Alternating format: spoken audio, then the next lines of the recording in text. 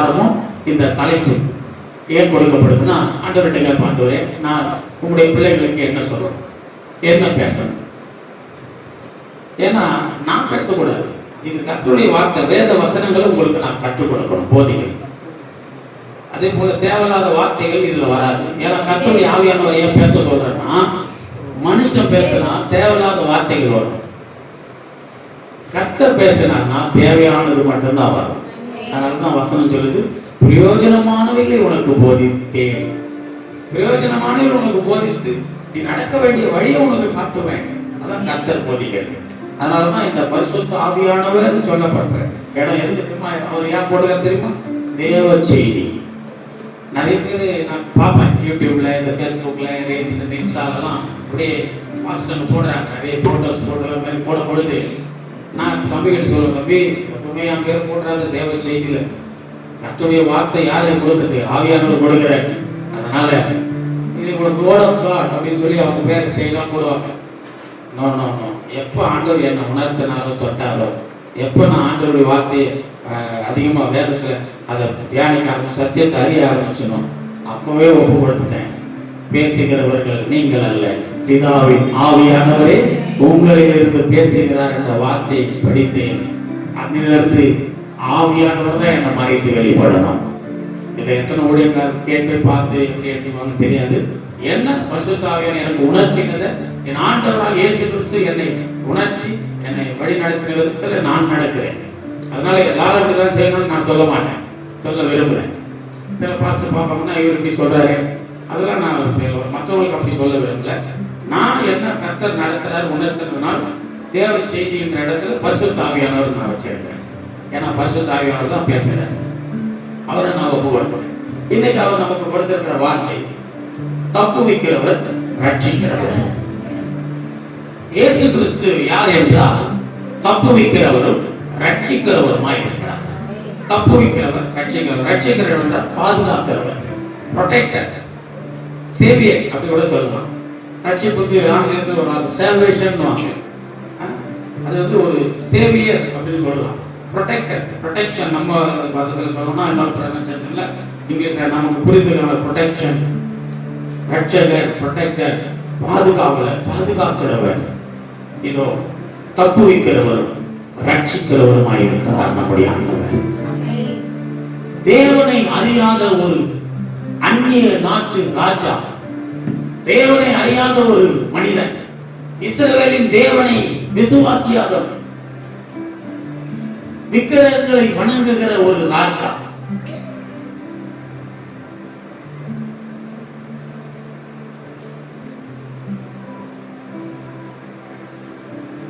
கடவுளை வழிபட தெரியாத ஒரு ராஜா, அவர் என்ன சொல்லுகிறார் தெரியுமா? தானியேல் புஸ்தகம் 6ஆம் அதிகாரத்தில் 27ஆம் வசனத்தில், தரியு எனப்பட்ட ஒரு ராஜா, பாபிலோன் தேசத்தின் ராஜாவாய் இருந்த தரியு எனப்பட்ட ஒரு ராஜா, அவர் ஒரு வார்த்தையை சொல்லி அறிக்கை பண்ணுகிறார். தானியேலை சிங்கங்களின் கைக்கு தப்புவித்த அவரே தப்புவிக்கிறவரும் ரட்சிக்கிறவரும் வானத்திலும் பூமியிலும் அடையாளங்களையும் அற்புதங்களையும் செய்கிறவருமாய் இருக்கிறார் என்று எழுதினார். ராஜா என்ன எங்க எழுதுறார் தெரியுமா? இத பாபிலோன் தேசத்துல அந்த நாட்களிலே இவர்கள் இஸ்ரவேலர்கள் வாழ்ந்த நாட்களில், பைபிள் காலத்துல, பழைய ஏற்பாட்டு காலத்துல, வல்லரசாய் பாபிலோன் இருந்த காலத்தில், இந்த பாபிலோன் ராஜ்யம் எல்லா ராஜ்யத்துக்கும் மேற்பட்ட ராஜ்யமாய் இருந்தது. பாபிலோன் தேசம் எல்லா தேசத்தையும் எல்லா நாட்டையும் தன்னுடைய கண்ட்ரோலுக்குள்ள, தன்னுடைய வசத்துக்குள்ள வைத்திருந்த நாட்களில் நேபுகாத் என்னப்பட்ட ராஜாவுக்கு அடுத்து தரியு என்னப்பட்ட ஒரு ராஜா எழுப்பினார். கிறிஸ்துவுக்கு முன் பழைய ஏற்பாட்டு காலத்தில் இந்த தரியு ராஜா ஏன் இஸ்ரவேலின் தேவனாகிய கர்த்தரை பற்றி இப்படி எழுதினார்? எதனால எழுதப்பட்டது தெரியுமா? இந்த 6ஆம் அதிகாரத்தை நீங்கள் வீட்டிலே போய் அமர்ந்து பொறுமையுடன் வாசிக்க வேண்டும். நான் சில குறிப்புகளை மாத்திரம் உங்களுக்கு இதில் சொல்லி நான் வேகமாய் சொல்லி முடிக்க விரும்புகிறேன். இந்த தரியு ராஜா எதற்காக இப்படி எழுதினார்? இஸ்ரவேலின் தேவனை குறித்து. தானியேலை சிங்கங்களின் கைக்கு தப்புவித்த அவரே தப்புவிக்கிறவரும் ரட்சிக்கிறவரும் வானத்திலும் பூமியிலும் அடையாளங்களையும் அற்புதங்களையும் செய்கிறவருமாய் இருக்கிறார் என்று எழுதினான். எங்க எழுதுறார்? எப்படி எழுதுறார் தெரியுமா? பின்பு தரியு ராஜா 25 வசனத்துல தேசம் எங்கும் குடியிருக்கிற எல்லா ஜனங்களுக்கும் ஜாதியாருக்கும் பாசைக்காரருக்கும் எழுதினது என்னவென்றார். யாருக்கெல்லாம் எழுதுறாரு? தேசம் எங்கும் எல்லா நாடுகளுக்கும் எல்லா நாட்டு ஜனங்களும் ஜாதிகளும் அறியும்படி, பாசைக்காரர்களும் அறியும்படி எல்லா மொழியிலும் எழுதி அனுப்புறாரு. எல்லாருக்கும் எழுதி அனுப்புறாங்க. என்ன எழுதி அனுப்பு? அவருடைய தேசாதிபதிகள் கட்டளையிடுறாரு, பிரதானிகள் கட்டளையிடுறாரு, வாங்க நான் சொல்றபடி எழுதி எல்லா நாட்டுக்கும் அனுப்பு. தானியேலை சிங்கங்களின் கைக்கு தப்புவித்த அவரே தானியேலின் தேவன். 26வது என் ராஜ்யத்தின் ஆளுகைக்குள் எங்கும் உள்ளவர்கள் யாவரும் தானியேலின் தேவனுக்கு முன்பாக நடுங்கி பயப்பட வேண்டும் என்று என்னாலே தீர்மானம் பண்ணப்படுகிறது. அவர் ஜீவனுள்ள தேவன், அவர் என்றென்றைக்கும் நிலைத்திருக்கிறவர், அவருடைய ராஜ்யம் அழியாது, அவருடைய கர்த்தத்துவம் முடிவு பரியந்தம் நிற்கும். என்னெல்லாம் எழுத சொல்றாரு பாருங்க. ஒரு இஸ்ரவேலின் தேவனாகிய கர்த்தரை அறியாத ஒரு மனுஷன் இஸ்ரவேலின் தேவனுடைய வல்லமையை பார்த்து இஸ்ரவேலின் தேவனை குறித்து அறிந்து கொண்டு இஸ்ரவேலின் தேவனாகிய கர்த்தருடைய செய்கைகளை, வல்லமையான செய்கைகளை பார்த்து தானியேலின் மித்தமாய் தானியேலுக்கு நடந்த அந்த அதிசயத்தை பார்த்து இந்த ராஜா இஸ்ரவேலின் தேவனாகிய கர்த்தரை எப்படி மகிமைப்படுத்துறார் பாருங்க. உலகம் எங்கும் ராஜ்யம் எங்கும் எல்லார்கிட்டையும் சொல்றார், தானியேலின் தேவன்,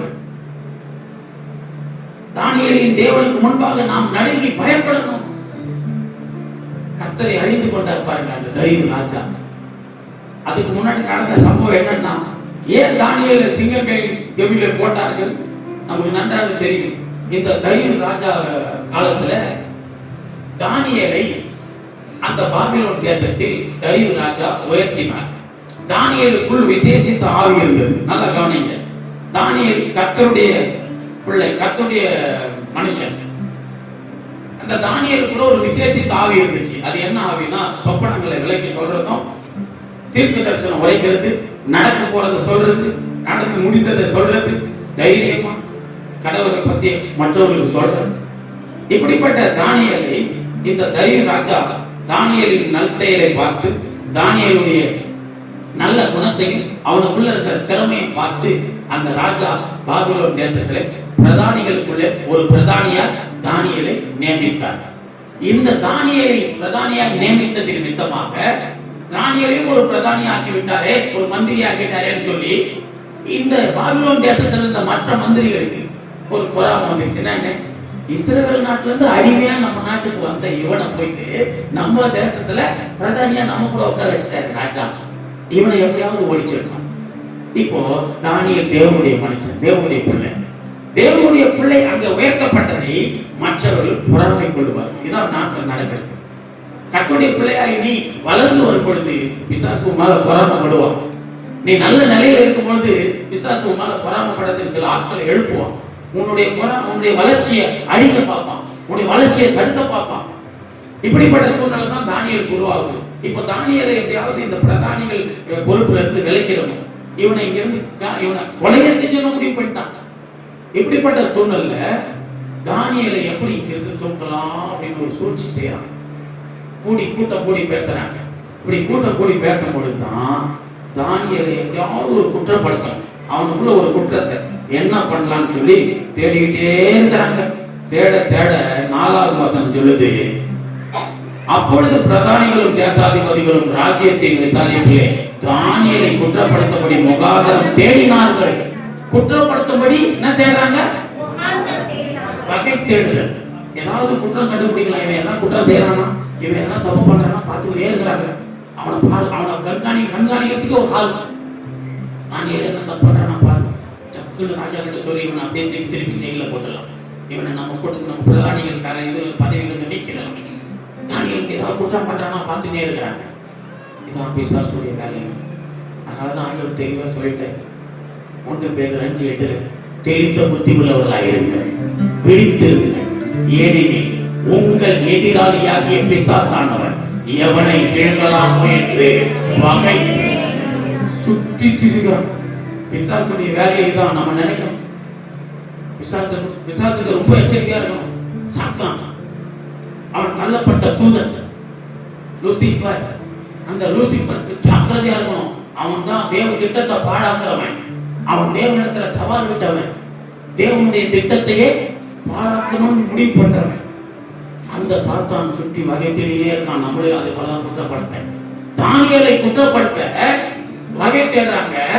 அங்க கீழே வசனம் சொல்லுது, ஒரு முகாந்திரத்தையும் குற்றத்தையும் கண்டுபிடிக்க அவர்களால் கூடாது இருந்தது. பாக்குறீங்களா வசனத்தை?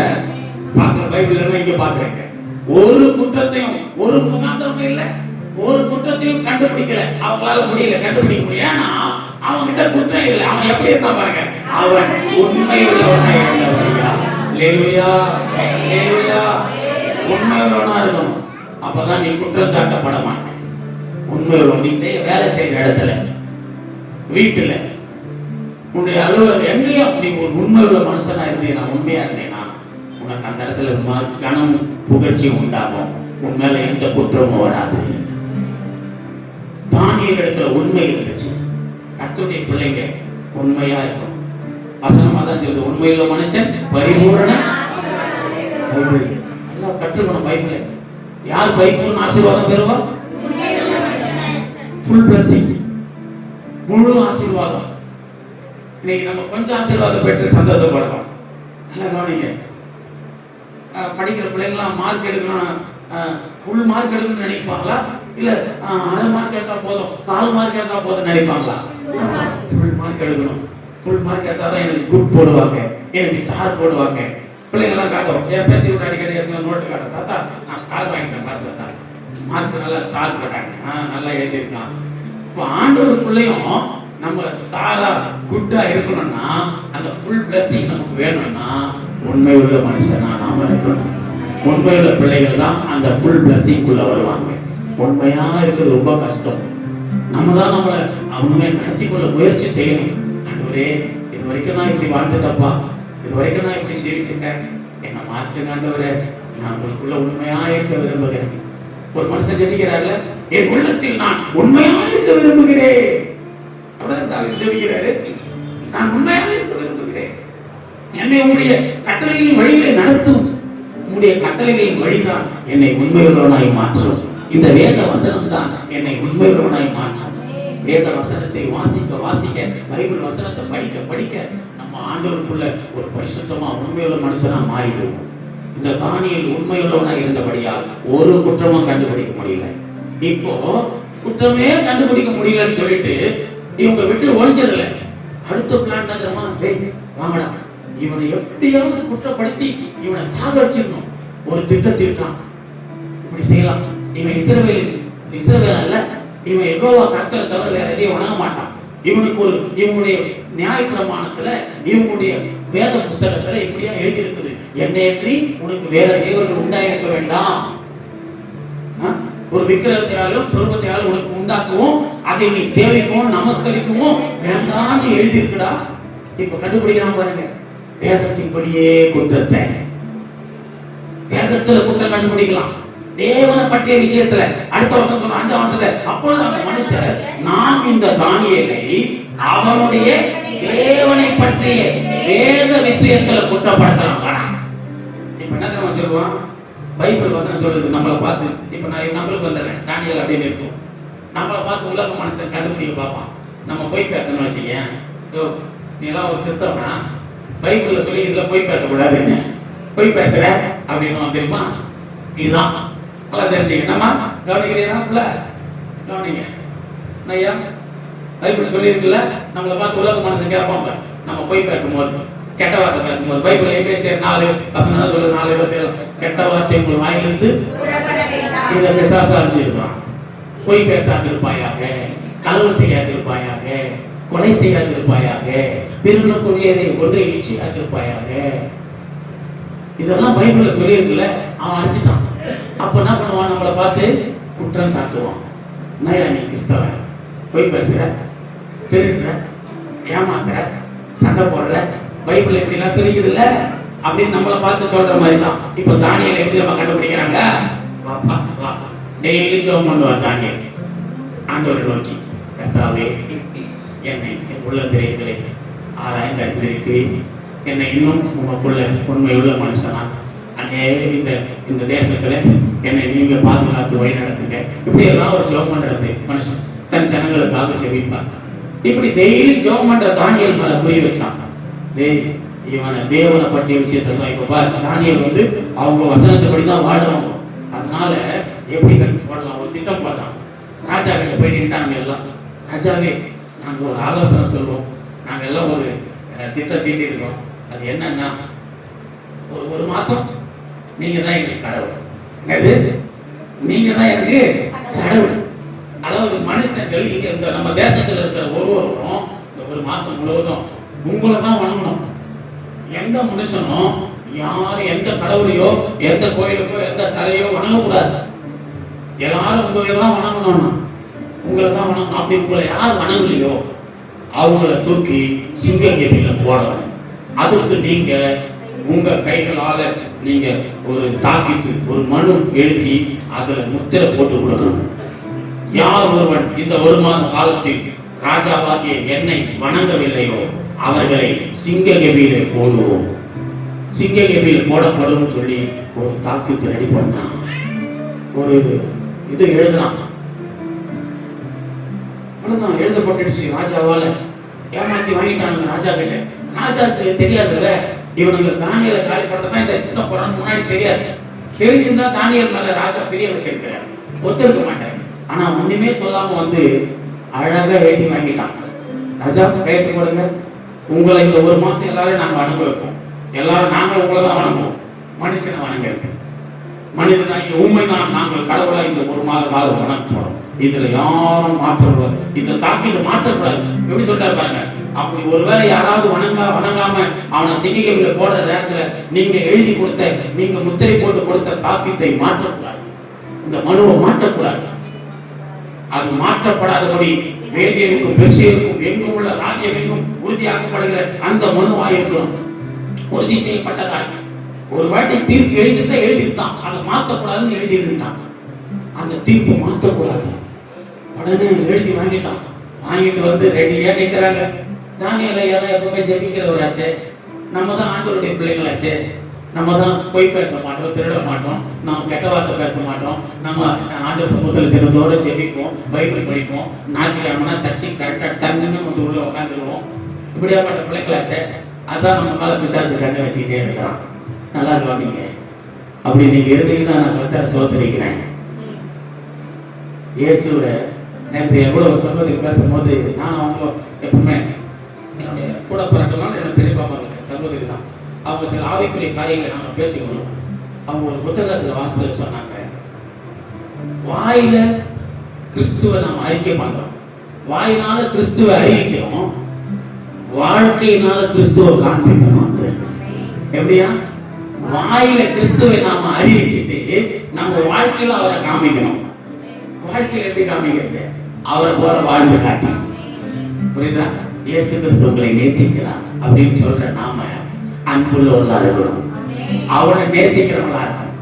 இயேசு கிறிஸ்து உங்களை நேசிக்கிறார் சொல்லிட்டு அடுத்த நிமிஷம் வந்து பக்கத்து வீட்டுக்காரங்க சண்டை போட்டு இருக்க கூடாது. இதுதான் கிரியை. இயேசுவை வாயில அறிவிக்கணும், வாழ்க்கையில காட்டணும். நான் இயேசுவின் பிள்ளைடா, நான் ஏசப்பா பிள்ளைப்பா. இந்த தானியேலை இப்ப குற்றப்படுத்துறாங்க பாருங்க. தானியேல் ஜெபம் பண்ண போறாரு. அழகா போகும்போது அவர் வீட்டுக்குள்ள போய் எருசலேமுக்கு நேராக தன் பலகணிகளை திறந்து முழங்கால் படியிட்டு ஜெபிக்க ஆரம்பிச்சார். கர்த்தாவே கர்த்தாவே என்று கூப்பிடுறாரு. இவன் பார்த்தான், ராஜாவே. இங்க இவன் கர்த்தாவே உடனேயும் குற்றம் சாட்ட ரெடியா இருக்க பிரதானிகள்லாம் இந்த இவனுங்க எல்லாம் தேசத்துக்கு என்ன பண்றான்? ராஜாவே போடுறான். இங்க ராஜா கிட்ட ஓடி நின்று, வாங்க, நீங்க சொன்ன, நீங்க போட்ட அந்த உத்தரவை மீறிட்டான் ஒருத்தன். என்னப்பா சொல்றீங்க? பாருங்க, எல்லாரும் உங்ககிட்ட வந்து வணங்குறாங்க, உங்களை வந்து அவங்க முறைகளை சொல்லி உங்கள்கிட்ட வணங்குறாங்க. இப்படி வணங்க முடியுது, ஒரே ஒருத்தர் உங்களை வணங்க மாட்டான், அவன் போய் அவங்க கடவுளை கும்பிட்டு இருக்கிறான். யார் அவன்? அவன் தான் இஸ்ரேல் நாட்டுக்கு, நம்ம நாட்டுக்கு வந்தான் அடிமையா. நீங்க கூட அவனை உயர்த்தி வச்சீங்க, தானியேல். பார்த்தீங்களா? உங்க கட்டளையே மீறான் பாருங்க. எப்படி குற்றம் சாட்ட முடியும் அப்படி குற்றம் சாட்டான்.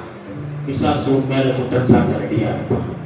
நீ உண்மை உள்ள மனுஷனா இருந்தால் ஒரு குற்றம் உன் மேல் சொல்றாங்க. ஆனால் தேவனை பற்றிய விஷயத்துல குற்றம். இன்னைக்கு ஒவ்வொரு கிறிஸ்தவரும் நாம் சாட்சியாய் வாழ்ந்தால் பிசாசை ஜெயிக்கலாம். இதோ இந்த தானியேலை குற்றப்படுத்தி கொண்டு வந்து நிறுத்தின உடனே ராஜாவுக்கு விசனமா இருக்குது. என்ன விசனம் தெரியுமா? சார், தானியேலை தான் இவனுக்கு புரிய வைக்கிறான்னு தெரிஞ்சா நான் கையெழுத்து போட்டிருக்க மாட்டேன்ப்பா. கர்த்தருடைய பிள்ளை இந்த ஊழியக்காரன் மேல, இந்த விசுவாசிகள் மேல இவர்கள் குற்றப்படுத்ததான் இப்படி பண்றாங்களா? யோசனை பண்ணி பாருங்க. தானியேலை குற்றப்படுத்திட்டான். உடனே ராஜாவால ஒன்றும் தாங்க முடியல. ராஜா சொன்ன மாதிரியே கையெழுத்து போட்ட மாதிரியே, சரிப்பா ஒப்புப்படுங்க. அடுத்த செகண்ட் தானியேலை தூக்கிட்டு போய் சிங்க கேபில போட ரெடி ஆயிட்டாங்க. சிங்க கேபில போடுறது போது கூட ராஜாவுக்கு ஒரே வருத்தம். ராஜாவே, நம்ம மாநிலத்தை ஆளுற ராஜா கூட, பேர்ல சொல்ல மாட்டேன், நம்ம மாநிலத்தை ஆளுறவர் கூட ஆண்டவர் இப்படி ஒரு குணத்தை கொடுக்கணும். ஐயோ, கிறிஸ்தவர்களுக்கு விரோதமாய் இவர்கள் சரி செய்கிறார்களே, கிறிஸ்துவின் நாமத்தை இவர்கள் அறிவிக்க கூடாதபடி இவர்கள் இப்படி தடை செய்ய சொல்றாங்களே, அந்த உணர்வு வரணும். இந்த ராஜாவுக்கு வருது. ஐயோ, தானியேலை சிங்கக்கேபில போட போறாங்களே, கடவுளே. தானியேல் தேவன் தானியேலுக்கு தைரியம் சொல்ற, தானியேலே, நீ இடைவிடாமல் ஆராதிக்கிற உன் தேவன் உன்னை தப்பு வைப்பார்ப்பா, கவலைப்படாத, உன்னை தப்பு வைப்பார், நான் விசுவாசிக்கிறேன். ராஜாவுக்கு ஒரு விசுவாசம் வருது. இன்னைக்கு நிறைய பேர் அப்படிதான். வெளியே இருக்கிறவங்க கூட கர்த்தரை நல்லா விசுவாசிக்கலாம், சபைக்குள்ள இருக்கிறவங்க விசுவாசிக்க மாட்டான். விசுவாசிக்கணும், நானும் விசுவாசிக்கணும்.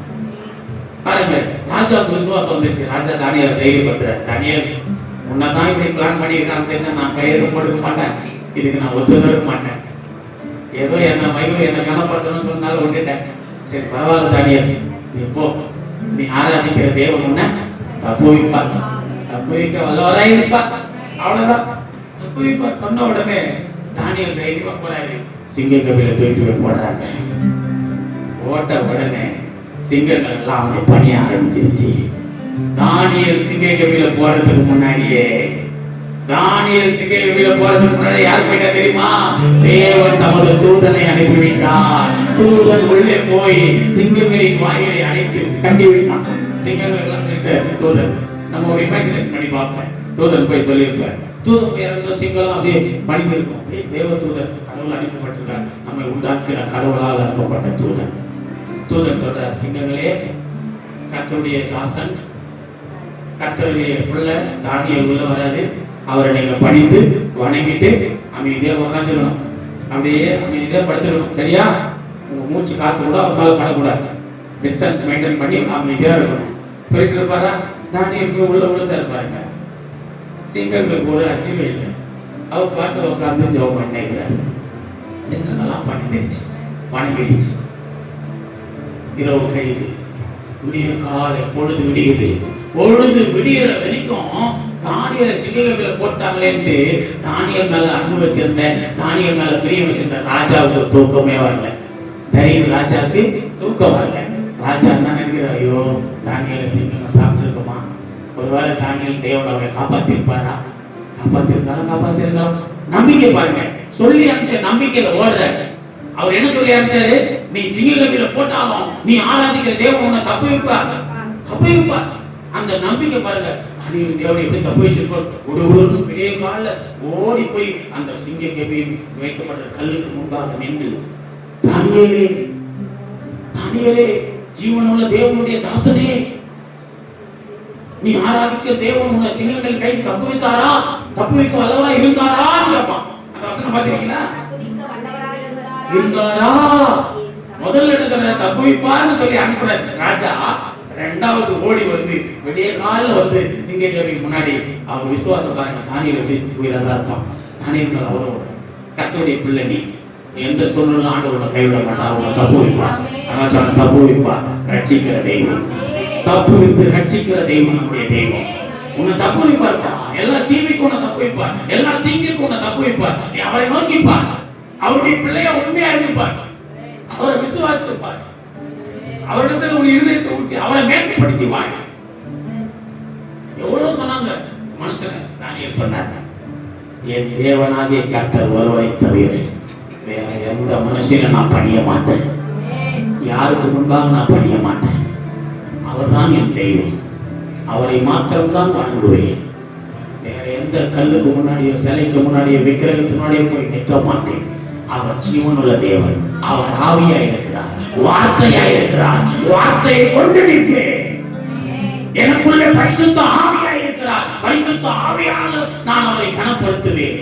அதனாலதான் இயேசு கிறிஸ்து பூமியில் இருக்கும்போது சொன்னார், தேவன் ஆவியா இருக்கிறார். அவரை தொழுது கொள்ளுகிற யாவரும் ஆவியோடு உண்மையோடு தொழுது கொள்ள வேண்டும். ஆவியானவர், அவர் ஆவியா இருக்கிறார். நாம் அவரை ஆவியோடு உண்மையோடு தொழுது கொள்ளணும். பரிசுத்த ஆவியிலே வேற எந்த ஆவியும் சொல்லி தொழுது கொள்ளக்கூடாது. ஆமா, ஆவியா இருக்கிற தேவனுக்கு முன்னாடி எந்த காவியம் ஒண்ணும் பண்ண முடியாது. நான் சொல்லுகிறேன், காவி போட்டு நிற்கிறான். ஆவியான தேவன் என்னுடைய தேவன். அக்கினி அருகில் வருவோம். அக்கினி வானத்திலிருந்து ஆமா சுட்டெரிக்கப்படுவேன்.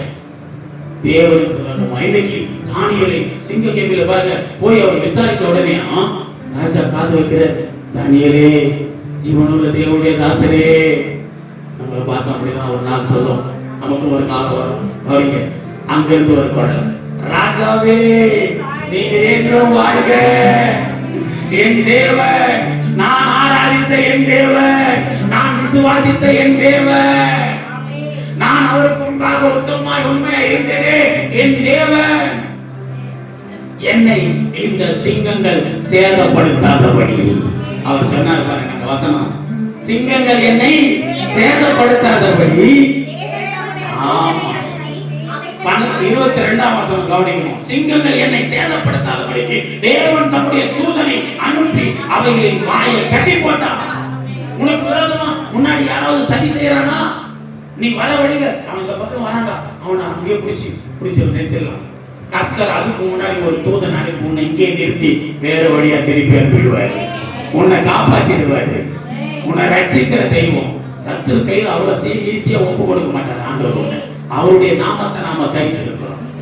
இந்த தெய்வம் என்னை காப்பாற்றினார். தூதனை அனுப்பி சிங்கங்களை வாயை கட்டி போட்டார். உனக்கு விரோதமா நிறைய சிங்கங்கள் வாய் திறந்து நிற்குது. எப்போ உன்னை விழுங்கலாம், எப்போ உன்னை அவமானப்படுத்தலாம், உன்னை அசிங்கப்படுத்தி பேசலாம், உன் மேல ஏதாவது குற்றம் சுமத்தலாம் பார்த்துட்டே இருக்குது. நீ ஆண்டவருடைய பிள்ளையா ஜீவி, உண்மையாரு, பரிசுத்தமா வாய். ஒரு குற்றமும் சொல்ல முடியாது. திறந்த வாய் திறந்துன்னா இருக்கும். ஆமா, ஒரு நாள் கட்டப்படும், ஒரு நாள் மூடப்படும். அதோட திறக்கவே திறக்காது. நீங்க பாருங்க. அப்பொழுது ராஜா தன்னில் மிகவும் சந்தோஷப்பட்டு தானியேலை கெபியிலிருந்து தூக்கிவிட சொன்னான். அப்படியே தானியேலை கெபியிலிருந்து தூக்கிவிட்டான். அந்த அவன் தன் தேவன் பேரில் விசுவாசித்திருந்தபடியா அவனில் ஒரு சேதமும் தேவன் பேர்ல விசுவாசத்தினால. நல்ல கவனிங்க, தப்பு வைப்பார் ரட்சிப்பார் சொல்லிருக்கல. எப்போ யாரை எப்படி தப்பு வைப்பார் சொன்னா ஒரு வசனம் இருக்கு. வசனத்தை சொல்ற யாக்கோபு வசனத்துல, யாக்கோபுல ஒரு வசனத்தை வாசிங்க. 4ஆம் அதிகாரம் 5ஆம் வசனம் வேகமா இருக்கு. நம்மில் வாசமாய் இருக்கிற ஆவியானவர் நம்முடைய வைராக்கிய வாஞ்சையாய் இருக்கிறார் என்று, நம்முடைய வைராக்கியம் வாஞ்சையாய் இருக்கிறார் என்று வேத வாக்கியம் வீணாய் சொல்லுகிறது என்று நினைக்கிறீர்களா?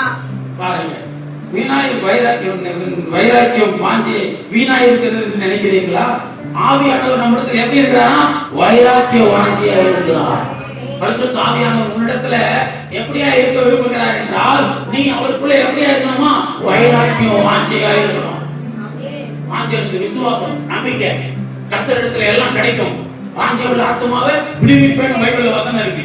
91 சங்கீதம் 14 வசனம் என்ன சொல்லுது? அவனிடத்துல வாஞ்சையா இருக்கிறபடியா அவனை விடுவிப்பேன். அவனுடைய நாமத்தை அறிந்திருக்கிறபடியா அவனை உயர்ந்த அடைக்கலத்தில் வைப்பேன். இதோ தேவனிடத்துல வாஞ்சையா இருந்த தானியேலுக்கு, வைராக்கியமா இருந்த தானியேலை கர்த்தர் தப்புவித்தார். சிங்கங்களின் வாய்க்கு தப்புவித்தார். சிங்கங்கள் சேதப்படுத்தாதபடி தப்புவித்தார். சிங்கங்கள் கையிலிருந்து ரட்சித்தார், பாதுகாத்தார்.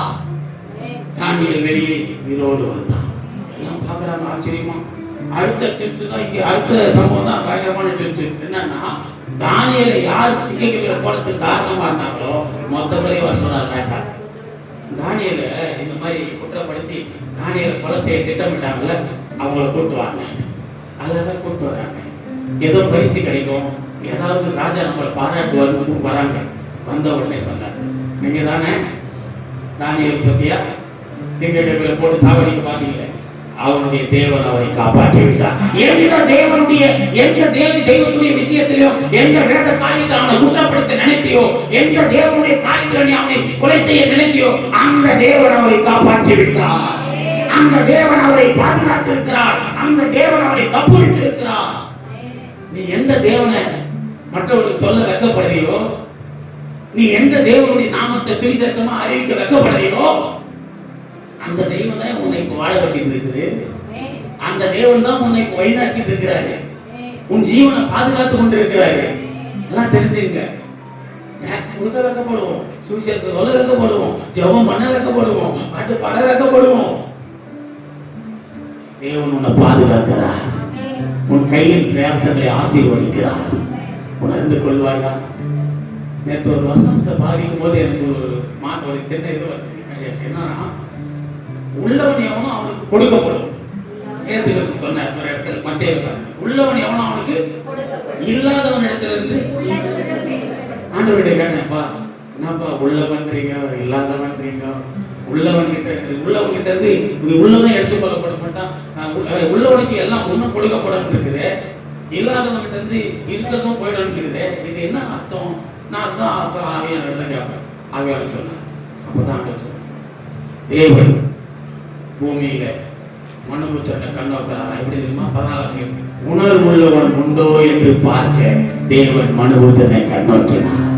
தன்னுடைய வார்த்தையை கேட்டு உணர்வுள்ளவனாய் எவன் மாறுகிறானோ, தன்னுடைய வார்த்தையை வேத வசனத்தை கேட்டு உணர்வுள்ளவர்களாய் மாறி தங்களுடைய பொல்லாத வழிகளை விட்டு திரும்பி தேவனிடத்திலே தங்களை யார் அர்ப்பணிக்கிறார்களோ அவர்களுக்கு எல்லாம் கொடுக்கப்படும்.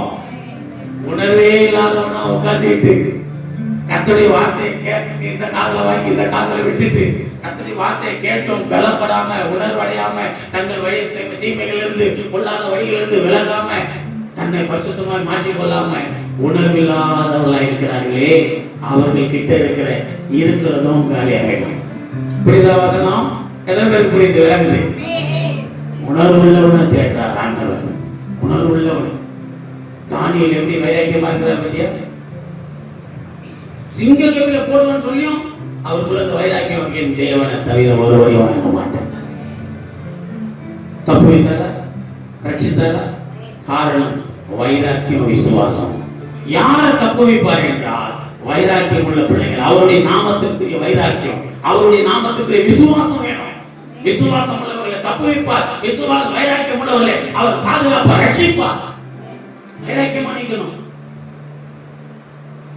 என் தங்கச்சி மக போன் பண்றா, போன வாரம், மாமா என்னம்மா சர்ச்சைக்கு போயிட்டு இருக்கிறோம், நாங்க இப்பதான் கரெக்டா எங்களுக்கு சந்தோஷமா இருக்குது, சர்ச்சைக்கு போறோம். திடீர்னு பார்த்தா ஸ்கூல்ல எங்க மிஸ் ஞாயிற்றுக்கிழமை நீ ஸ்கூலுக்கு வரணும்னு சொல்லிட்டாங்க, ஸ்பெஷல் கிளாஸ் இருக்கு, நீ ஸ்கூலுக்கு வந்துதான் ஆகணும்.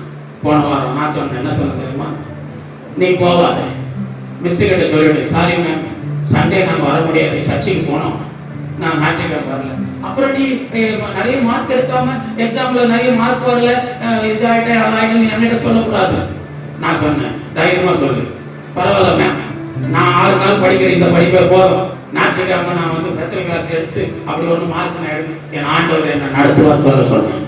நான் சர்ச்சைக்கு தான் போவேன், நான் ஞாயிற்றுக்கிழமை வரமாட்டேன்னு சொல்லிட்டேன். போல அடுத்த வாரம் ஒரு வாரம் போயிட்டாங்க சர்ச்சைக்கு.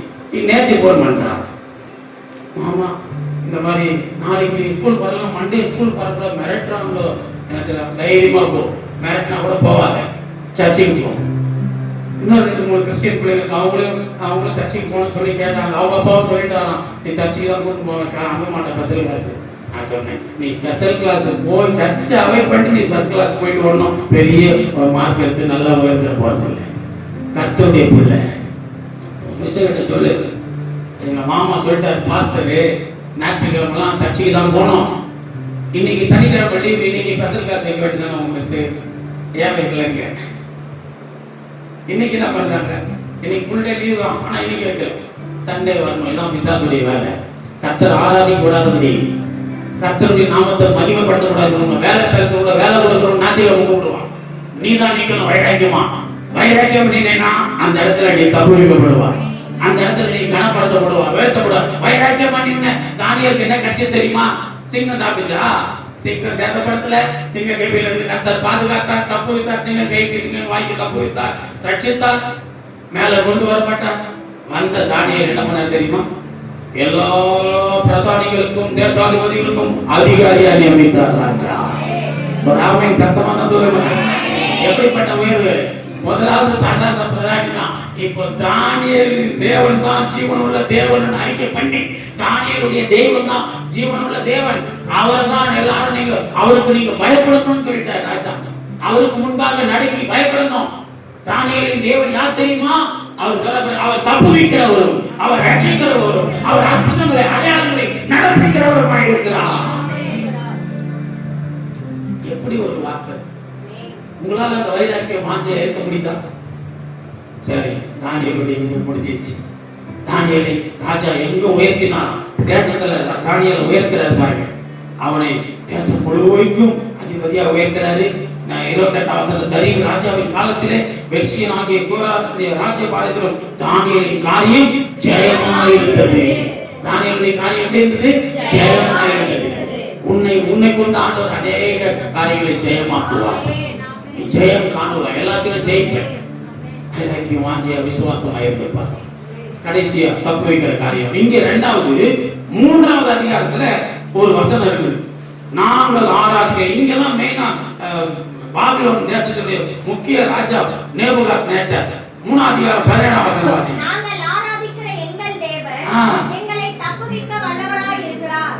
அவர் எரிகிற அக்கினி சூளைக்கு ராஜாவாகிய உம்முடைய கைக்கும் நீங்களாக்கி விடுவிப்பார். பாருங்க, இந்த இடத்துல நேபுகாத்நேச்சர் ஒரு சிலையை நிறுத்திட்டார். 60 முழம் சிலை, ஒரு சிலை 60 முழத்துல ஒரு பெரிய சிலையை நிறுத்திட்டு அந்த சிலையை எல்லாரையும் வணங்க சொன்னார். பாருங்க, இஸ்ரவேல் நாட்டுல இருந்து போன 3 வாலிபர்கள், யார் பேர் சொல்லுங்க பாக்கலாம்? என்ன பேரு?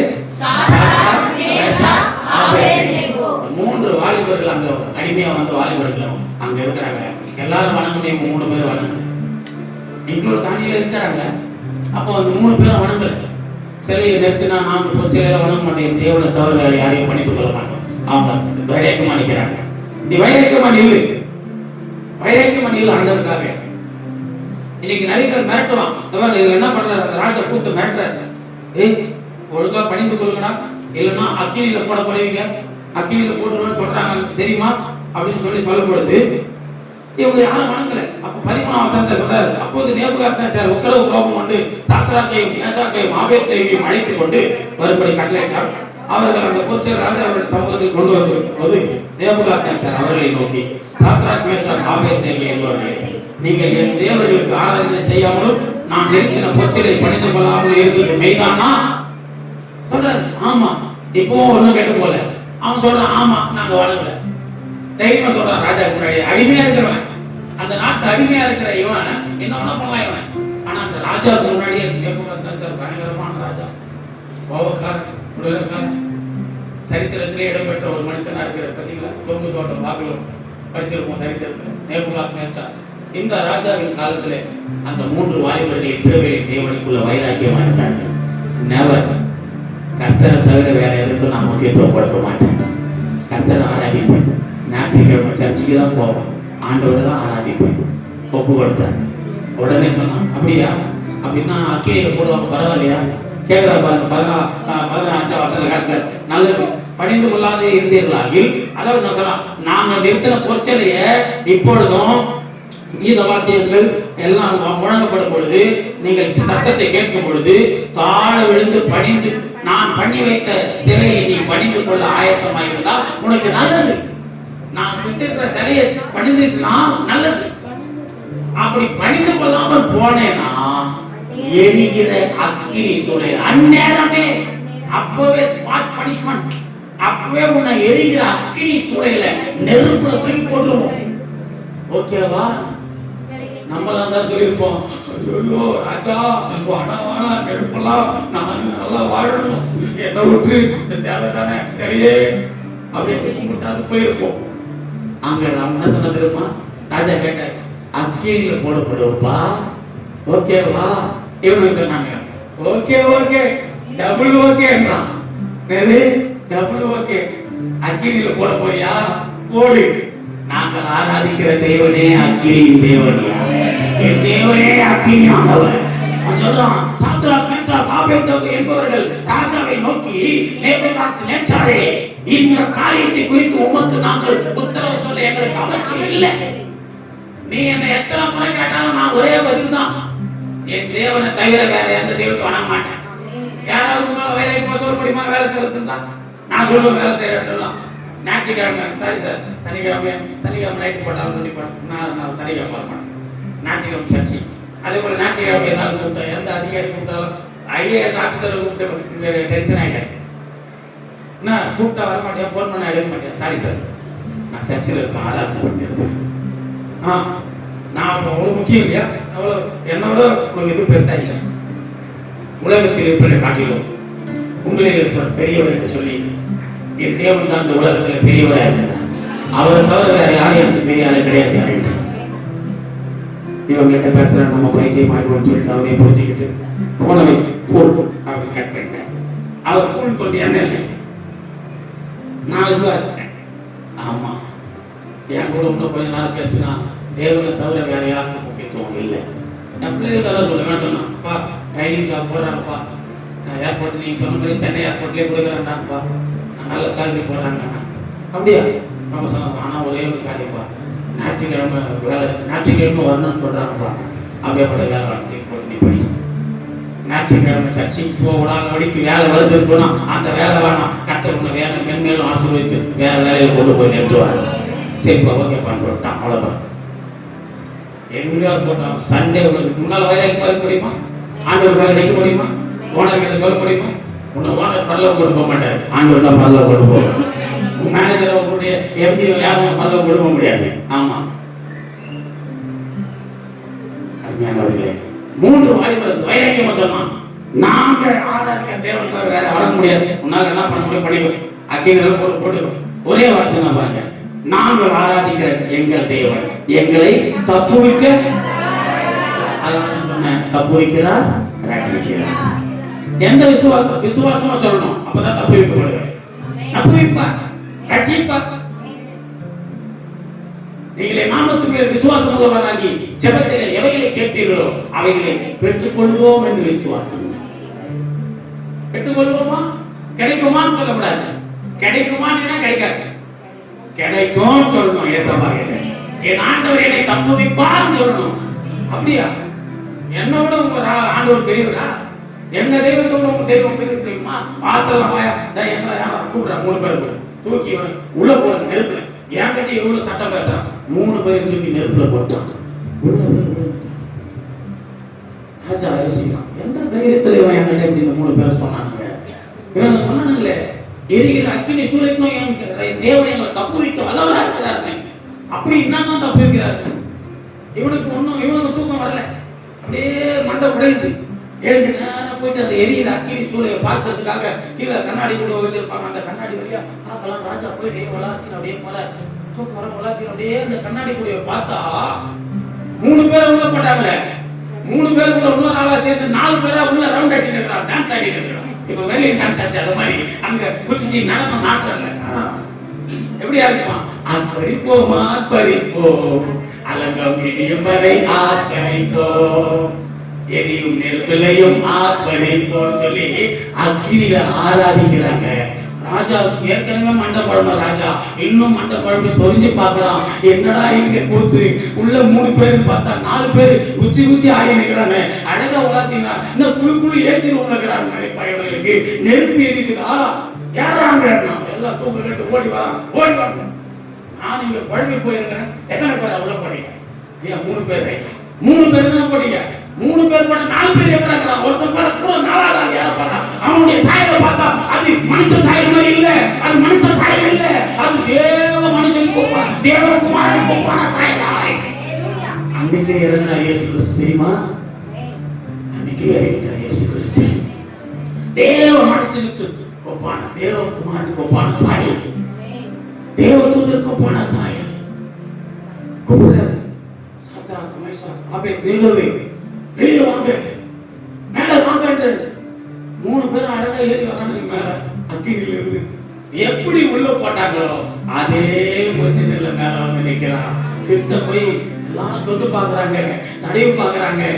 நம்ம ஒரு வத்தி குச்சி எடுத்து இப்படி கொளுத்தி அப்படி கேஸ் பத்த வைக்கும் போது, லைட்ல நீ கேஸ பத்த வைக்கும் போது கொஞ்சம் எக்ஸ்ட்ரா ஆன் பண்ணி விட்டுட்டு பத்த வச்சுப்பாரு, புக்குன்னு கையில் அடிக்கும். அடிச்ச உடனே இந்த கையில தர முடியல, என் அனுபவத்தில் சொல்றேன், எனக்கு பட்டுது. கொஞ்சம் கேஸ் ஆன் பண்ணி விட்டு லைட்டு தேடும். நான் கொஞ்சம் தைரியமான எல்லாம் கேஸ் லைட் எடுத்துனா கேஸ் பத்த வைப்பாங்க. நான் என்ன பண்ணேன், ஆன் பண்ணி விட்டு லைட்டு தேடும். அந்த நேரத்தில் என்ன ஆகும், கேஸ் கொஞ்சம் எக்ஸ்ட்ரா ஃபார்ம் ஆகிடும்.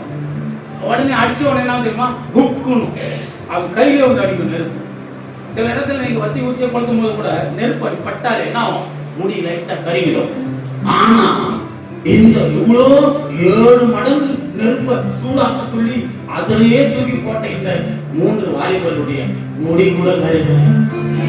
இன்னொரு அதிசயம் என்ன தெரியுமா, இன்னொரு அற்புதம் அடையாளம் என்ன தெரியுமா, நெருப்புடைய வாசல் கூட மேல. நீங்க குளிர் காஞ்சிட்டு போய் பாருங்களேன், குளிர் காய்ச்ச நேரத்தில் நம்ம அப்படியே குளிர் காய்ச்சிட்டு வெளியே போனீங்கன்னா நெருப்பு வாசனை தெரியுமா, நம்ம மேல அந்த புகை வாசனை அடிக்கும். இந்த 3 வாலிபர் மேல என்ன அடிக்கலப்பா, நெருப்பின் மனம் கூட, அந்த அக்கினி மனம் கூட வீசல. கர்த்தருடைய கரம் அப்படி பாதுகாத்துச்சு. ரட்சிப்பின் கரம், தப்பு வைக்கிற கரம். அல்லேலூயா சொல்லி ஆண்டவரை மகிமைப்படுத்து. ஆண்டவரே நீர் எங்களை தப்பு வைக்கிறவர், நீர் எங்களை ரட்சிக்கிறவர். எவ்வளவு பேர் எழுப்பினாலும் சரி, யார் எழுப்பினாலும் சரி, ஆண்டவருடைய நாமத்தை சொல்லிக் கொண்டே இருப்பேன், ஆண்டவரை துதித்துக் கொண்டே இருப்பேன், ஆராதித்துக் கொண்டே இருப்பேன். ஜீவனுள்ள தேவன் அவர். இப்ப புரியுதா, ஆண்டவரை தப்பு வைக்கிறவர் ரட்சிக்கிறவங்க எப்படி இருக்கிறாரு. உங்க விசுவாசம் வைராக்கியம் வாஞ்சை. எத்தனை பேர் அவருக்குள்ள விசுவாசமா வைராக்கியமா வாஞ்சையா இருப்பீங்க? உண்மையா இருக்கணும். அதே சமயம் உண்மையா இருந்தா எல்லா ஆசீர்வாதத்தையும் பெறலாம். எல்லாம் நீ அங்கேயும் யாருக்கிட்டையும் பேர் இணைக்க தேவையில்லை, கர்த்தர் உனக்கு நிறைவா கொடுப்பார். எல்லா குறைவுகளும் உனக்குள்ள நிறைவாகும். அல்லேலூயா. அதனால எப்பவுமே வசனம் வச்சிருப்பேன், இந்த வசனம் எனக்கு ரொம்ப பிடிக்கும். ஒருத்தர் கொடுத்தாரு பாருங்க, கிட்டத்தட்ட ஒரு 6 மாசம் வச்சுக்கிறேன் உள்ள இந்த வசனத்தை. தேவன் தம்முடைய ஐஸ்வர்யத்தின்படி உங்கள் குறைகளை எல்லாம் கிறிஸ்து இயேசுவுக்குள் மகிமையில நிறைவாக்குவார். எப்படி நிறைவாக்குவாரு? மகிமையில. ஏன் மகிமை தெரியுமா, நீ அவரை மகிமைப்படுத்தும் பொழுதுதான் உன் குறையெல்லாம் நிறைவாகும். தானியேல் மகிமைப்படுத்தினார், சாத்ராக் மேஷாக் ஆபேத்நேகோ மகிமைப்படுத்தினார்கள். இதோ அவர்கள் தேவனை மகிமைப்படுத்தினால இவர்களை தேவன் மகிமைப்படுத்துறாரு. தானியேலையும் பெரிய தேசாதிபதியா ஒரு பிரதானிகளின் தலைவனாகிட்டாரு தானியேல. இந்த 3 வாலிபர்களையும் இந்த தேசத்துல, பாபிலோன் தேசத்துல இவங்களையும் ஒரு பிரதானிகளாக்கி இவர்களுக்கும் ஒரு பொறுப்பு வகித்து இவர்களை ஒரு நல்ல ஒரு ஸ்தானத்துல ராஜா வைக்கிறார். இந்த 3 பேர் தான் எல்லாருக்கும் லீடர். இந்த 3 வாலிபர்கள் சொல்ற மாதிரி தான் நீங்க எல்லாம் நடக்கணும். இவங்களையும் ஒரு நல்ல பதவியில கொண்டு வந்து வச்சுட்டார் ராஜா. ஏன் தெரியுமா, கர்த்தரை விசுவாசித்து வைராக்கிய வாஞ்சியா இருந்து தேவனுக்காக உண்மையாய் வாழ்ந்தார்கள். அக்கினியும் ஒண்ணும் பண்ணல, சிங்கமும் ஒண்ணும் பண்ணல. தைரியமா யாரும் ஒண்ணும் பண்ண முடியாது. இந்த ஆவியான தேவனுக்கு முன்னாடி எந்த காவியான மனுஷனும் நிற்க முடியாது. நான் சொல்லிக் கொள்றேன். இன்னைக்கு வட மாநிலங்களில் எத்தனை சர்ச்சை உடைக்கிறான், கொளுத்துறான், சர்ச்சை போடுறான், விசுவாசிகள் அடிக்கிறான், பாஸ்டர்கள் ஜெயில போடுறான், எதனா பண்ணிக்கிறான். காவி பயிர என்னோட ஆவியானவர் இருக்கிறாரா, கர்த்தர் நடத்துவார். என்ன என் ஜீவன் உள்ளவரை இயேசுவை அறிவிச்சு கொண்டுதான் இருப்பேன். இயேசுவை சொல்றதுதான் எங்க வேலையே. ஆமா, போன வாரம் போனா டாக்ஸ் எடுத்து ஒரு அம்மா நின்றுச்சு கேட்டு வாசல்ல, உங்களுக்கெல்லாம் வேற வேலையே இல்லையாச்சு. நான் சொன்னேன், எங்க வேலையே இதுதான். ஆமா, வியாதியிலும் மறுமையிலும் பாவத்திலும் கலகமான சாபத்திலும் அக்கிரமத்திலும் இருக்கிற இந்த ஜனங்களை மீட்டெடுக்கிறது தான் எங்க வேலையே. நன்மையானவர்களை ஜனங்களுக்கு சொல்லுகிறது தான் என் வேலையே. உன்ன மாதிரி 3 வேளை சாப்பிட்டு வீட்டுல தூங்கிட்டு டிவியை பார்த்துட்டு சீரியலை பார்த்துட்டு சீரியஸ் ஆகி போறவங்க கிடையாது. நாங்க சீரியஸா இருக்கிறோம், நாங்க சிரிக்க வைக்கிறோம். அல்லேலூயா. என் தேவன் அப்படிப்பட்டவர். நான் ஆராதிக்கும் தேவன் நல்லவர், விடுவிக்க வல்லவரே. நாம் ஆராதிக்கும் தேவன் எடுத்துக்கலாமா? ஓ, விடுவிக்க வல்லவரே. எரிகிற அக்கினிக்கும் ராஜாவுக்கும் விடுவிக்க வல்லவரே. எரிகிற அக்கினிக்கும் ராஜாவுக்கும் விடுவிக்க வல்லவரே. நாம் ஆராதிக்கும் தேவன் நல்லவர், விடுவிக்க வல்லவரே. நாம் ஆராதிக்கும் தேவன் நல்லவர், விடுவிக்க வல்லவரே. நாம் ஆராதிக்கும் தேவன் விடுவிக்க வல்லவரே. இயேசுவே, நாங்கள் ஆராதிக்க தேவன் ஜீவனுள்ள தேவன். நீர் எங்களை தப்புவிக்க வல்லவராய் இருக்கிறீர். நீர் எங்களை தப்புவிக்கிற தெய்வம், நீர் எங்களை ரட்சிக்கிற தெய்வம். ஆண்டவரே, இதோ இந்த திருப்பந்தியில் நாங்கள் உங்களுடைய உடன்படிக்கைக்குள்ள கடந்து வருகிறோம். வைராக்கிய வாஞ்சை, விசுவாசம், உண்மை எங்கள் வாழ்க்கையில் உண்டாகட்டும்.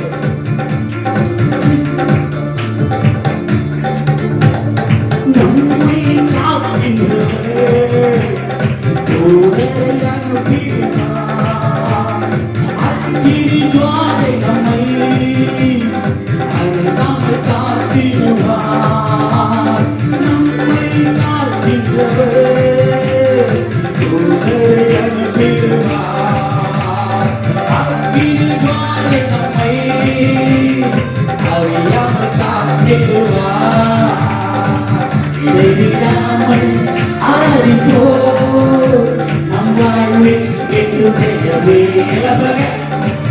இடைவிடாமல் ஆராதிப்போம் நம் வாழ்வில் என்று ஜெயமே.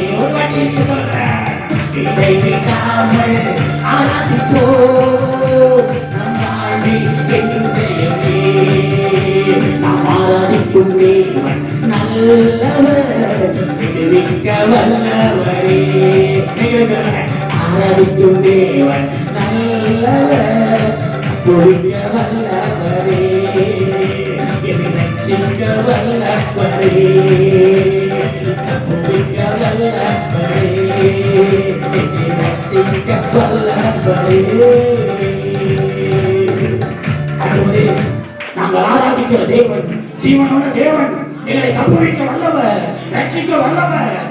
நாங்கள் அந்த தெய்வத்திற்கு விசுவாசமாய், உண்மையாய், வைராக்கிய வாஞ்சையாய் நிற்க வேண்டும். வேத வாக்கியம் எங்களுக்கு அதைதான் கற்றுக் கொடுக்கிறது. ஆவியானவர் எங்களுக்குள்ள வைராக்கிய வாஞ்சையாய் இருக்கிறார். இயேசுக்காக நான் எதனாலும் இழந்துருவேன், ஆனா இயேசுவை இழக்க விரும்பல. இயேசுக்காக என்னைய கூட இழக்க விரும்புறேன்.